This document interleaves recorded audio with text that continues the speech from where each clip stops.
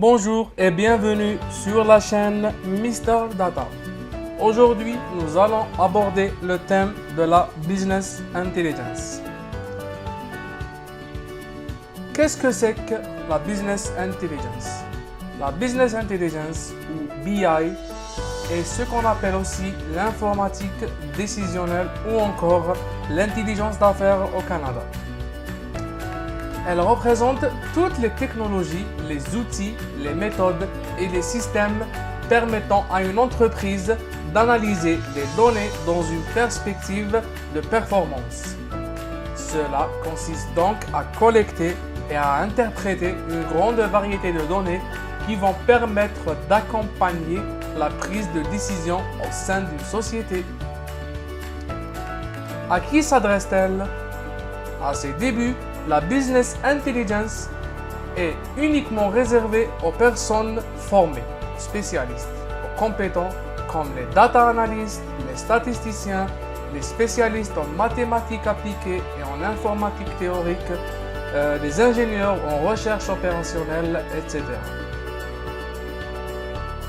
Aujourd'hui, cela s'est démocratisé.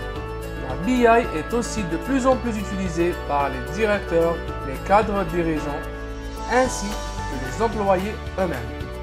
La même évolution a eu lieu pour la façon d'appliquer la BI. Avant, elle était appliquée essentiellement en comptabilité, en finance ou encore en logistique. Aujourd'hui, tous les métiers peuvent profiter de cette science de la donnée pour la prise de décision et l'amélioration des processus et des performances. À quoi sert-elle donc?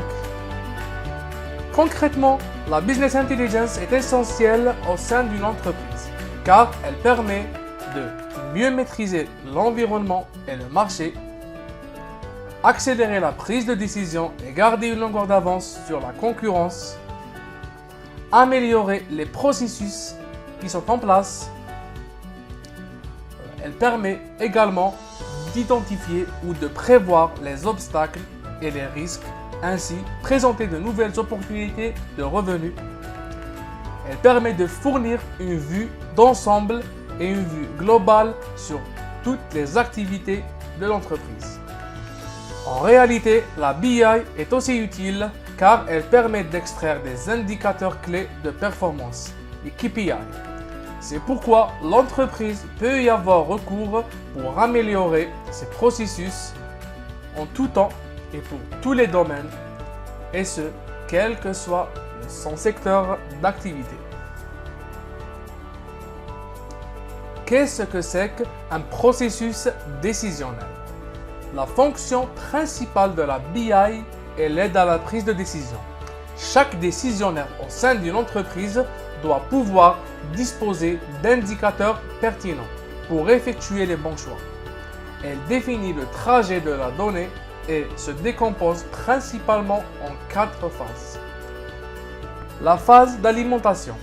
Collecter, nettoyer et consolider les données grâce aux outils ETL, Extract, Transform and Load. Cette phase fait intervenir des processus ETL qui se chargeront de récupérer les données issues de différentes sources de stockage, de les formater, nettoyer et consolider. Bien que la standardisation des échanges entre les divers outils informatiques s'améliore, les systèmes d'information d'entreprise sont encore hétérogènes, ainsi que les formats de données. Cette disparité est le principal obstacle technologique aux échanges étendus d'informations. La phase de modélisation de stockage, le Data Warehouse. Cette phase permet de stocker les données sous une forme adaptée. Parce que les requêtes décisionnelles sont très consommatrices en ressources machines, les données doivent être stockées dans une base spécialisée, l'entrepôt de données ou Data Warehouse, qui se charge de stocker et de centraliser les données en vue de la constitution du système d'information décisionnelle. La phase de restitution ou de distribution grâce au portail décisionnel. Cette étape fait intervenir des outils de restitution des données afin de distribuer ou de faciliter l'accessibilité à des informations selon les fonctions et les types d'utilisation. La phase d'analyse et d'exploitation grâce à 4 types d'outils. Les utilisateurs finaux interviennent dans cette dernière étape pour exploiter et analyser les données qui leur sont fournies. Selon les besoins, différents types d'outils d'extraction et d'exploitation sont disponibles, tels que le reporting pour communiquer sur la performance, les outils de data mining, extraction, pour rechercher des corrélations peu visibles, les cubes OLAP pour les analyses multidimensionnelles, ainsi que les tableaux de bord qui présentent les indicateurs clés pour piloter la performance.